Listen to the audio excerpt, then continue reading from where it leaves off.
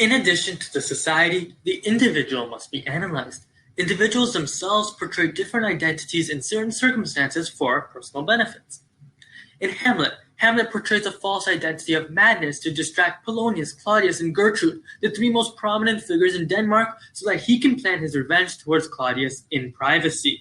He convinces Polonius that he is mad by talking nonsensically, then out of nowhere he brings up Ophelia.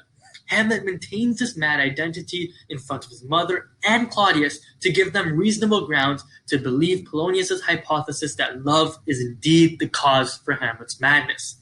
While they're all investigating the love affair, Hamlet contrives a play to see if Claudius is actually guilty. Therefore, Hamlet advantageously uses his false identity of madness for his personal benefit.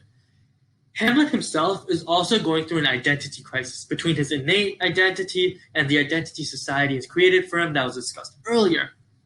And this gives rise to a third identity that is seen throughout the play, a confused identity where he doesn't know what he should do.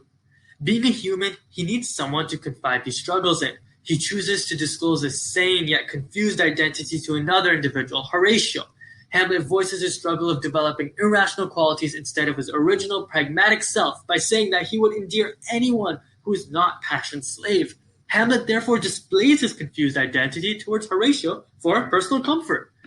Similarly, in the article, Miss Cuddy describes how she herself portrays multiple identities. She recounts the story of her car accident that dropped her IQ. She says, and I quote, "Having your core identity taken from you, and for me, it was being smart. There's nothing that leaves you feeling more powerless." End quote. She adapted this powerless and unconfident feeling as her new identity. As a result, when she got a job at Princeton, she felt like an imposter.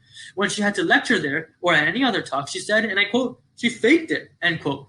Miss Cuddy therefore chose to display a false identity of being smart and confident when giving talks for the personal benefit of academic success. Miss Yum in the article also says that she displays multiple identities at different times. She says that she used to be defensive when others asked her about her Korean food since, I quote, "I didn't want my Asian heritage to undermine the identity I presented at school," end quote.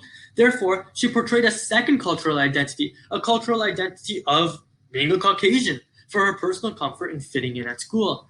As a result, she mentioned that her friend at school would, and I quote, "lightheartedly call me a banana, white on the inside, yellow on the outside."